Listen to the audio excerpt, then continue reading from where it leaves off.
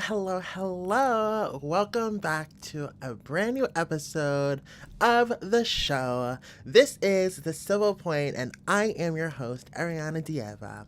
And I am back with a brand new episode as we tackle the shit show that is going on in the United States, which is called The Show of the United States. The Shit Show of the United States.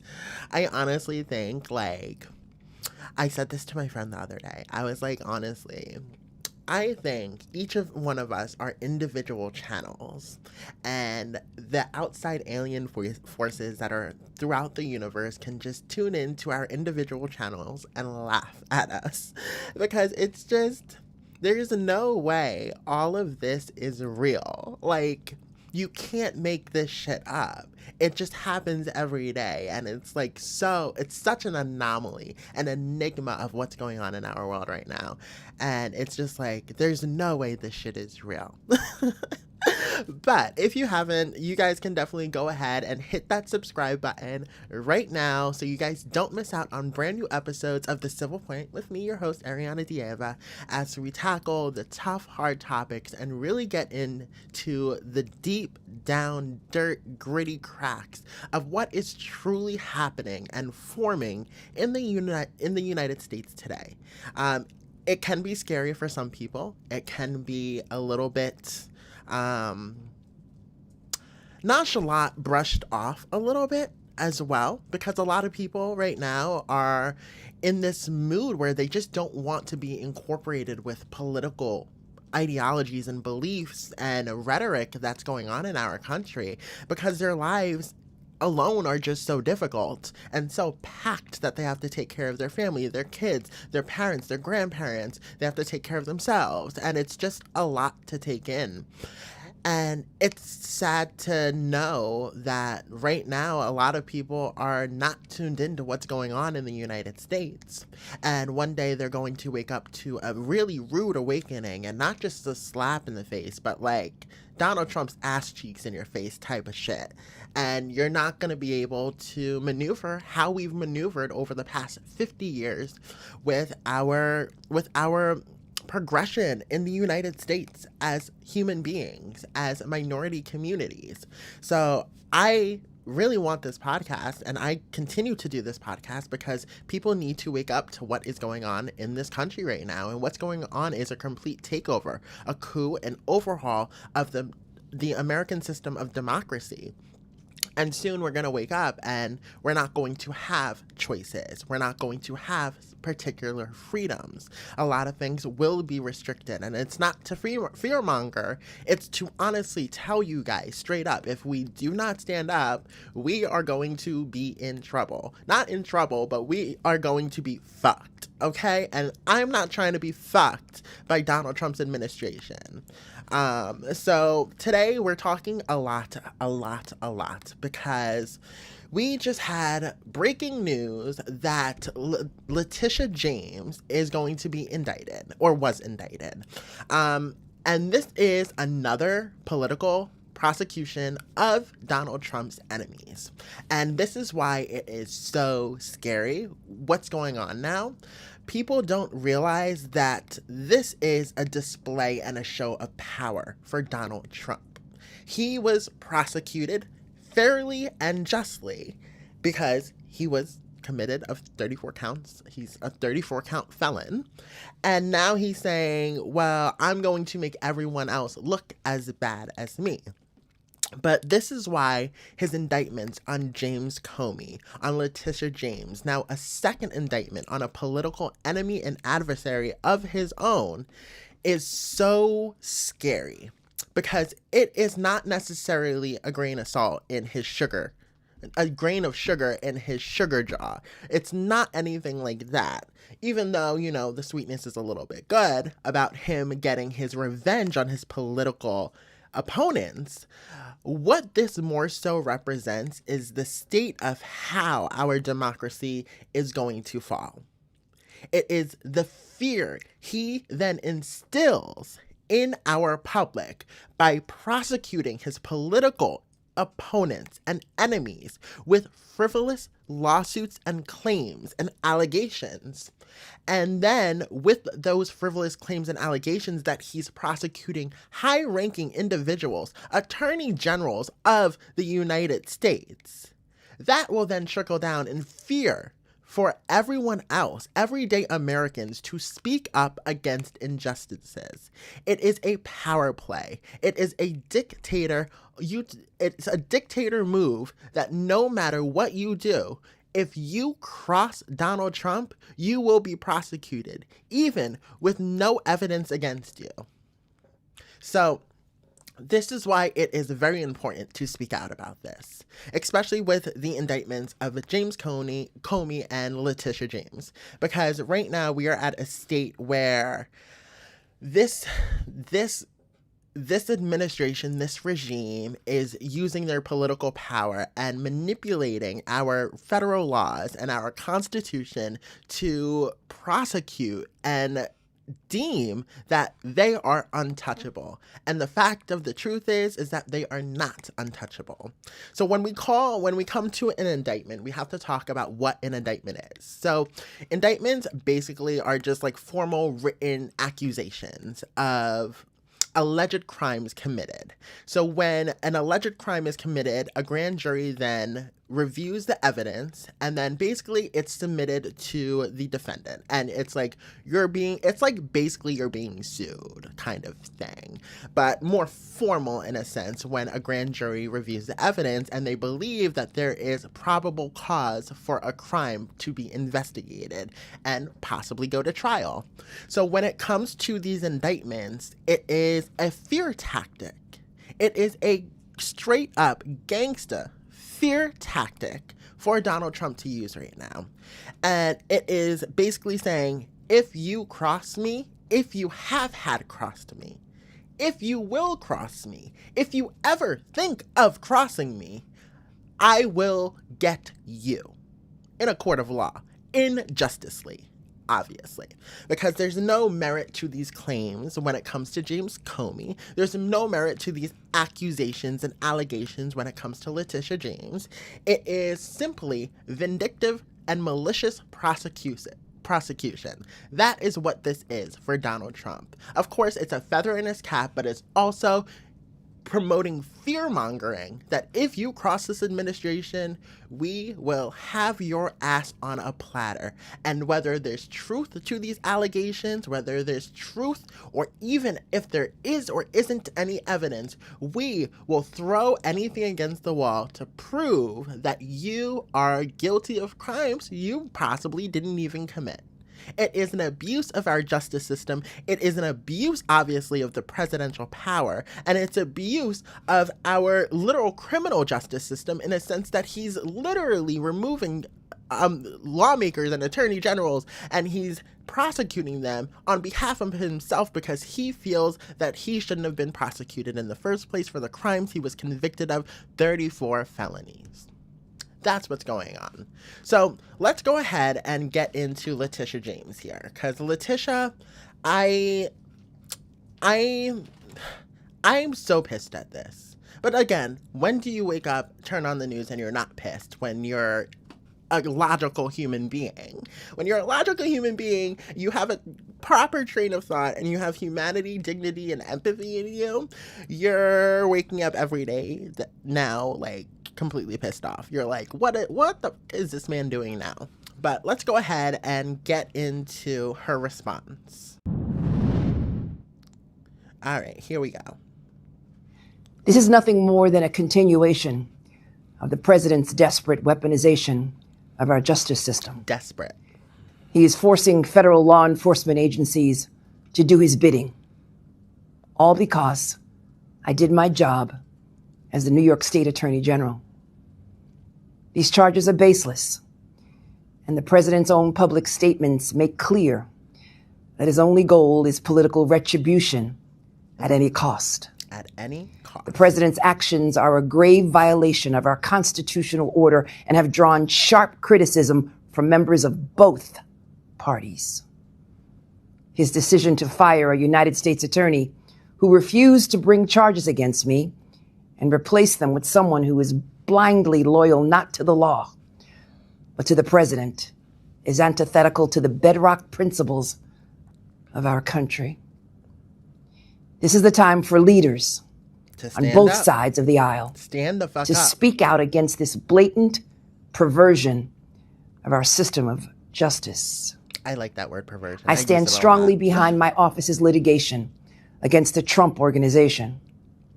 We conducted a 2-year investigation based on the facts and evidence, not politics. Not politics. Judges have upheld the trial court's finding that Donald Trump, his company, and his 2 sons are liable for fraud.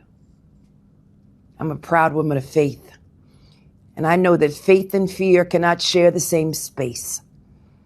And so today, I'm not fearful. Ooh, I'm that fearless. smile says it all. She says, bring it on. And as my faith teaches me, no weapon formed against me shall prosper. We will fight these baseless charges aggressively, and my office will continue to fiercely protect New Yorkers and their rights. And I will continue to do my job. She said, bring it on. That is exactly what this woman just said. Letitia James, kudos to you. You're standing tall. You're standing 10 toes down, both feet to the ground, saying, bring it on. Those claims, the allegations are completely baseless. You will not find evidence. And if you find evidence of wrongdoing, it's probably fabricated by your Department of Justice. There is already such little faith in the Department of Justice and this regime currently. There is no transparency, and they've proven it every single day that they have stepped on a screen in front of a camera and opened their big fat ass lying mouths. There is no transparency. So you think normal, everyday people who are waking up now to what is happening and understanding that the transparency they were promised is no longer available because it was never intended to be there, is going to trust an administration that is doing baseless prosecutions for malicious intent and vindictive intent to go ahead and try and believe you guys now? Absolutely not. I can guarantee that to the core. There is no doubt that right now the American public is waking up, especially with these indictments going on. It's a fear tactic, and the fear tactic is not going to work with women like Letitia James and men like James Comey, who are everyday Americans who hold high positions and respect our Constitution and law. And as long as they stand up, that gives us a chance for everyday Americans to stand up. That's why our lawmakers, our politicians, our people in Congress, our people in the House of Representatives, the Senate, our Supreme Court, our local justice systems need to continue to stand up against this tyrannical regime, because if they don't, if they back down, then that's going to give room for them to go another 2 miles on the complete destruction of democracy. So Letitia James, I'm glad you made that statement, because it's saying bring it the on. And I'm here for it, because we need to bring it the fuck on. So I want to go into actually her indictment. So let's go ahead and bring up the indictment here. Bring up the indictment. So this is the official indictment for Letitia James. It's from the United States District Court of Eastern District of Virginia, and we know that Trump has removed attorneys and just put attorneys on, and it's just been a whole coup of a mess when it comes to prosecuting his political opponents. And in this indictment, I want to take a look at a few sections here, because it basically explains why she is being indicted, why these allegations and these accusations have developed, and why there is an indictment in place. So at section 6 here, it says basically she's being indicted for fraud, first of all. So let's start there. The fraud allegations is basically mortgage fraud for loans. and including backed by Federal National Mortgage Association. So basically, she's being sued for misuse of loans as well as just bank fraud in general. So in section 6 here, it says the loan was originated by OVM Financial under a signed second home rider, which required James, as the sole borrower, to occupy and use the property as her secondary residence, and prohibited its use as a time-sharing or other shared ownership arrangement or agreement that requires her to either to rent the property or give any other person any control over the occupancy or the use of the property. So this is where I find this a little bit fishy, just a tiny bit fishy. And this is why I think this is so frivolous. This indictment is frivolous. It's going to be thrown out. It is going to be dismissed if it goes in front of a court that is about justice and not about political prosecution of enemies. When it comes to mortgage loans and things of that nature, it's different with every mortgage loan servicer, but usually mortgage loan services don't have those kind of outlines. Now, they could. It's a possibility, depending on what kind of loan you get.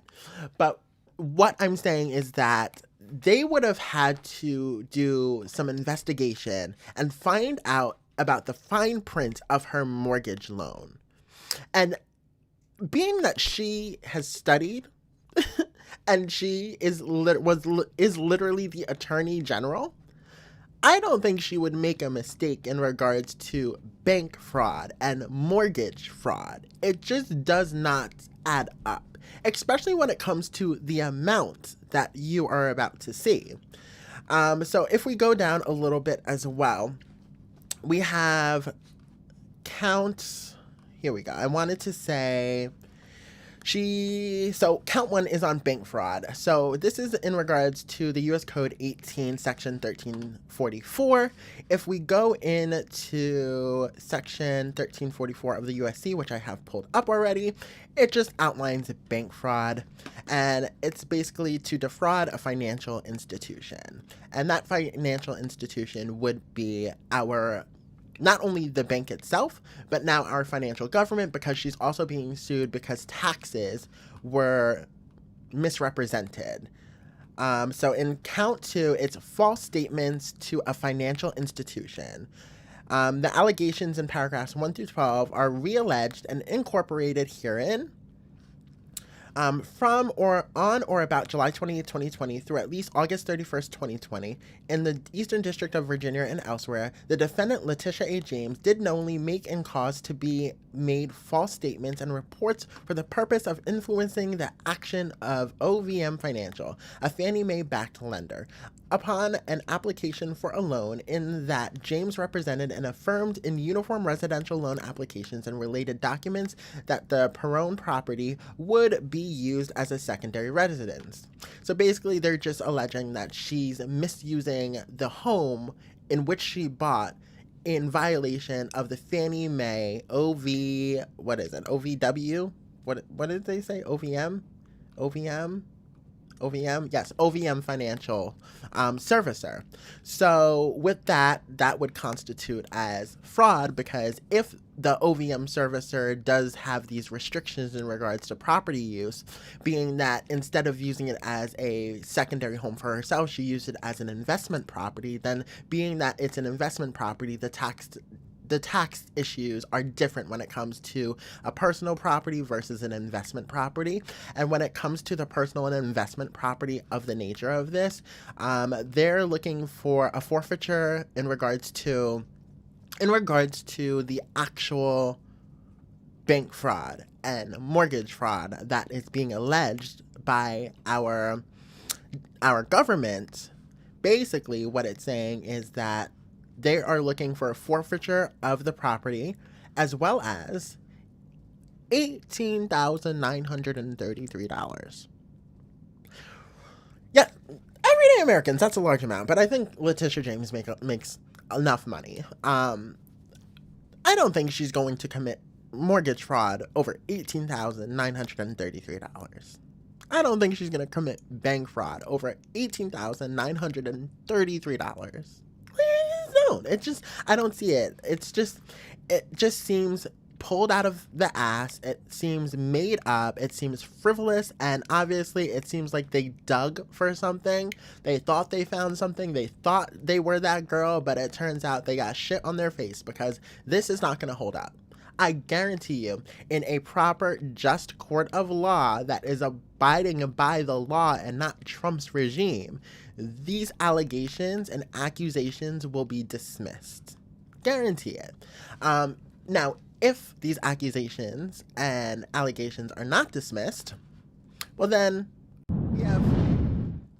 we have something else to talk about, because that means the Trump regime is another step closer to enacting their plenary power when it comes to our justice system and how they act when they want to act, and on who they want to act. So this is why these indictments are so important. It's a fear tactic. It's fear-mongering, saying if you cross us, if you dissent from us, we will indict you. Possibly even go further, not only to indictment, but incarcerate you for crimes that you most likely did not commit. And just so you know, this administration did say that they have, let me be very careful about this. This administration did say that they will find evidence.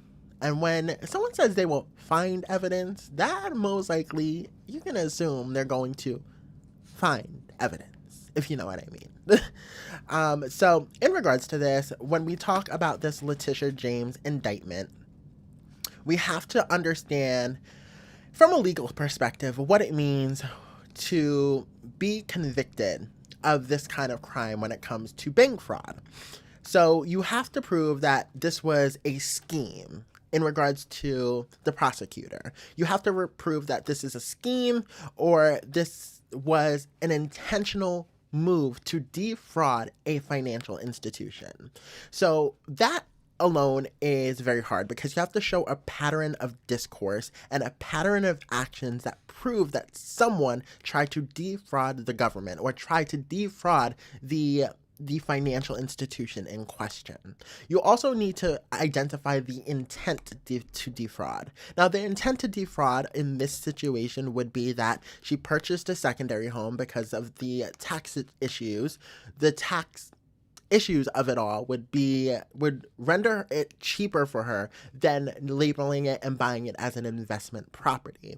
So the intent, allegedly, would be that she tried to defraud the mortgage company and not have to pay taxes on an investment property. You also have to produce material false statements in regards to the documents. So that would actually be discovered during discovery. And honestly, when it comes to this, I'm pretty sure they're not going to discover anything. And they also have to prove that there was a loss in regards to the financial institution. And if there was not a loss to the financial institution, there most likely was not a loss to the federal government when it comes to for tax purposes. So they have an uphill battle to climb against Letitia James here. The burden of proof is in their court. It's in their prosecution. It's in their ability to develop and find evidence that most likely does not exist. And if it does exist, it's going to be fabricated to make an example of Letitia James. So when we talk about the documentation needed, you do need to also understand that you need occupancy fraud. So you have to prove that Letitia James was not in that home and that someone else resided in that home while she was not in there. Not only resided in the home, but because the occupant resided in the home, it benefited her profit-wise and gave her a profit margin of some kind of increase when it comes to her funds. So it's basically claiming that she's fraudulent, and I just don't believe it. I don't believe that Letitia James is fraudulent in this case. And I don't think there's going to be supporting documents to prove that she is fraudulent. I think either these documents are going to appear out of nowhere, fabricated, or they don't exist, and they won't exist, and they won't populate. So when it comes to Letitia James' indictment, let's just be very, very clear here. Letitia James' indictment, she is being indicted. But the thing is, when it comes to the indictment and when it comes to actual criminal conviction, the prosecutor is asking for the actual property to be removed from her name, as well as $18,000 in regards to damages. But when it comes to criminal prosecution, that prosecution can look way more different and severe. So for Letitia James, for one count of bank fraud and one count of making a false statement to a financial institution, if convicted on both counts, she faces up to 60 years in prison and faces up to a $2 million fine. That is a excess source of political execution for an enemy for Donald Trump. And it is a great example for Donald Trump to show if you cross him, he will bury you. Now, in the good faith of the universe, I'm hoping everything works out for Letitia James here, because it's just scary to know that we have someone in charge in the presidency, in the Oval Office, that is willing to do his bidding and dirty work, and other actual people willing to do his dirty work through our justice system and pervert it, like Letitia James said, with baseless and fraudulent claims and allegations with zero evidence. So, Letitia James, go girl, I'm with you, stand 10 toes down, you said you did your job, and I believe you did your job. And a man is just mad, a white man is mad that he got caught and had to be held accountable for his actions.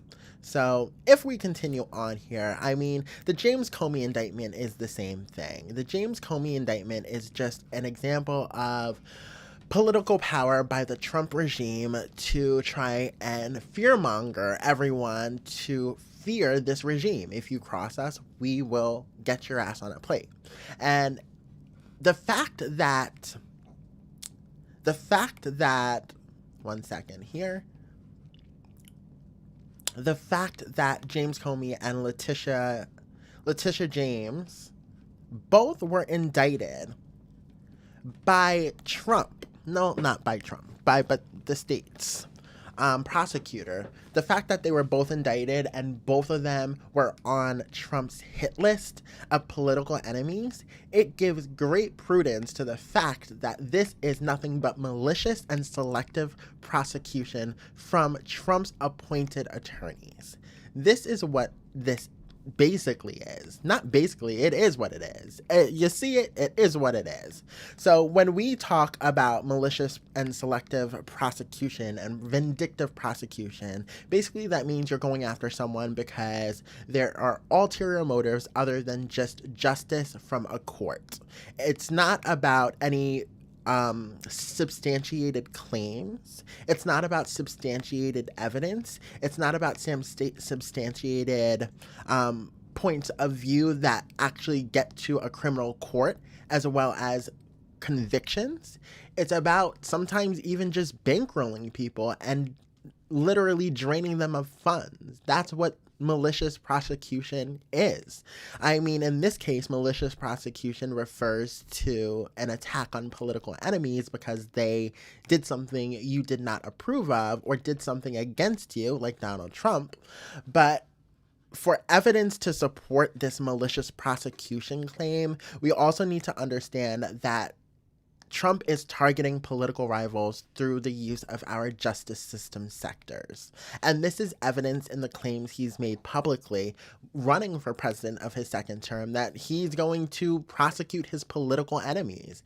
This is clear evidence that Donald Trump is prosecuting political enemies at the behest of himself through our criminal justice system by appointing prosecutors, by appointing attorney generals, by appointing judicial officials to align line with his prosecution. And this, of course, the timeline adds up. But what it really truly comes down to is if this case gets to an actual trial, if a judge respects the law and Constitution and federal laws of the United States, or if they are emboldened to love and kiss Donald Trump's ass. That's what it comes down to. And right now, the line is very towed when it comes to the complete and utter loveocracy of Donald Trump. It's just completely diluted our justice system, our political system, our democracy in every sense of the United States. You also have to understand that the actual, you know what, also, he has made specific statements, especially to Pam Bondi on Truth Social, about prosecuting his political enemies. Evidence right there that this is malicious prosecution. When it comes to James Comey, when it comes to Letitia James, and when it comes to any other person that gets indicted by this administration, that statement alone on Truth Social to Pam Bondi will be significant evidence that this is a malicious prosecution and selective prosecution. So altogether, it's just like, what are we doing? Like, why are we doing this? And on top of it, he's saying, let's put America first. Let's put America first. But like, this isn't putting America first, because not only are you taking someone to trial if this indictment goes through and passes through the test, you're also going to now putting taxpayers' dollars into the system of a fraudulent case. America first. He's protecting your pockets, America, by bringing frivolous accusations against his political enemies, and you will pay for the trial. He's putting you first, of course. No, this is about putting him first, his agenda first, and his vindictive prosecution against political enemies first. He wants retribution, and this is what this presidency was about. It was about retribution, not about making America great. And I've said it, and I will keep saying it over and over and over. So in regards to Donald Trump, this is why we cannot have people who don't know about law in our political offices. Someone like Donald Trump, he thinks he's smart. Everyone in the room thinks that he thinks he's smart. But everyone in the world knows that this man is the dumbest motherfucker alive. In the wise words of Kamala Harris, these motherfuckers are crazy. Okay? Like, it's insane that Donald Trump can sit in a meeting in the White House on a national television, streamed everywhere, and say that he doesn't know who Habeas Corpus is. He doesn't know who Habeas Corpus is. Like it's a person. Like it's a human being. No, it's a term, Donald Trump. Let's take a look at this real quick. This is insanity. Any more thought to possibly suspending habeas corpus to not only deal with these insurrectionists across the nation, but also to continue rapidly deporting illegal aliens? Yeah, is suspending who? Habeas corpus. So. Oh, I don't know. I'd rather leave that to Christie. What do you think? No, sir, I haven't been a part of any discussions on that. Have you given any more? Suspending who? No, I haven't been a part of any discussions. Like it's a person, like it's a human being. No, it's a term, sir. It is a term. Habeas corpus is a term. And Donald Trump is sitting here like he literally is a dumb fuck because he is a dingbat. He is the literal definition of a dumb fuck dingbat, and I can't do it. It's ridiculous. Now, I am currently in my bachelor's program for legal studies where you study legal stuff, and you just brush up a little bit in regards to habeas corpus. And basically it's like, show me the body. Show me the body. What happens when a writ of habeas corpus is then submitted to a court is that basically you have to show evidence why this person that is now imprisoned is legally and lawfully imprisoned. That is basically what habeas corpus is, Donald Trump. It's not about anything about a person. It's not a he, she, they, them. It's not something you can target in legislation when it comes to human beings. No, habeas corpus is not a human being.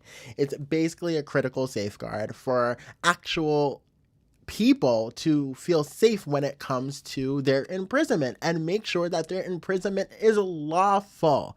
That is the true safeguard, to make sure anyone's imprisonment is lawful. So when a writ of habeas corpus is submitted to a court, the government must prove that their actual imprisonment of an actual human being is lawful and must provide substantiated evidence in regards to that detaining, that imprisonment. Okay?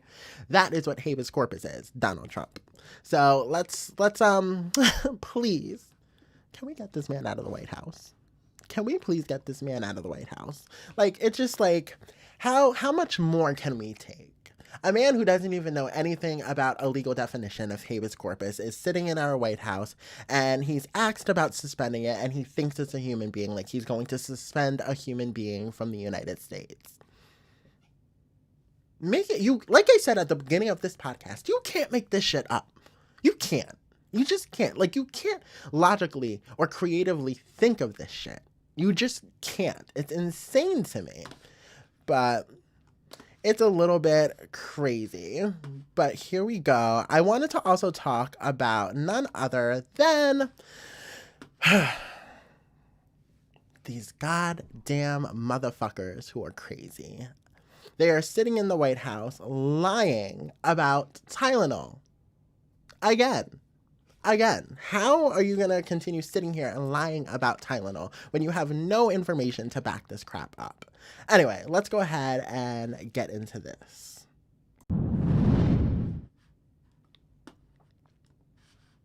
Many other confirmation studies. There's 2 studies that show children who are circumcised early have double the rate of autism. And it's highly likely because it showed children who are circumcised. Really, what do you have to lose? You really don't have much to lose. Yeah, go ahead. There's also there's many other confirmation studies. There's 2 studies that showed children who are circumcised early have double the rate of autism. And it's highly likely because they're given Tylenol. So we're now equating circumcisions to autism. But then he's going to say the deciding factor of autism is the Tylenol. So he's completely, once again, doling out misinformation and conflating his own statements and contradicting his own statements. If Tylenol is the cause of autism, then circumcisions aren't the cause of autism. What? Like, is he crazy? Yes, I answered my own question here. He is crazy. But, like, it does not make sense. How are you going to claim that circumcisions cause autism while also equating Tylenol to the cause of autism? So is it Tylenol that was given to a baby during a circumcision that is the issue? Because that means Tylenol is the issue, not the circumcision. The circumcision alone is just a surgery. You're not putting any sort of medical pharmaceuticals into the baby's body if you're just talking about a circumcision. Then you have to talk about the effect of Tylenol. So the fact that he would equate circumcisions to autism and a rise in autism, you're literally insane. You're insane. You have no factual evidence to back this up. And then also he had a whole nother claim on this because it was a little bit pissed me off when I saw this. They should be applauding what we're doing now. We're doing something that every administration, Democrat and Republican, and you should also get bipartisan Tylenol only because of this. And Trump has now left the political landscape. Here, somebody showed me a TikTok video. So this morning. This is RFK, Human and Health Services, telling us about a TikTok. This man is getting his information from TikTok. He's getting his research from TikTok, not actual case studies. TikTok. Listen to this. Before I came in here, somebody showed me a TikTok video of a pregnant woman, 8 months pregnant. She is an associate professor at the Columbia Medical School, and she is saying F Trump and gobbling Tylenol with her baby in her placenta. This man knows nothing about anatomy. What do you mean her baby in her placenta? A placenta does not carry a baby. A placenta carries nutrients to a baby. It's not where the baby is held. This is the stupidity we're dealing with. Not only does he not know what a placenta does when it comes to pregnancy, he then goes on to talk about a video that he saw that was brought to him before he went into that meeting conveniently about a woman downing Tylenol while pregnant, screaming, "Fuck Trump." That's a complete and utter lie. I want to see that video. Please show me that video. Where is your evidence? Where is your case study? Since your case study is TikTok, I know you must have saved that video, or the millennial that gave you that video saved it for you.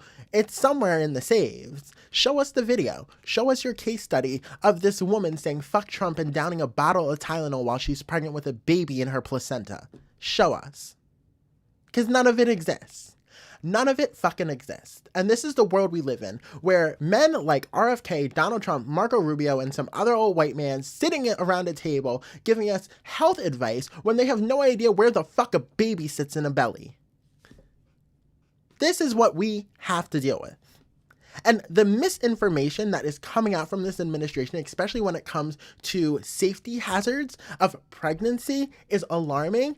Do not listen to these people.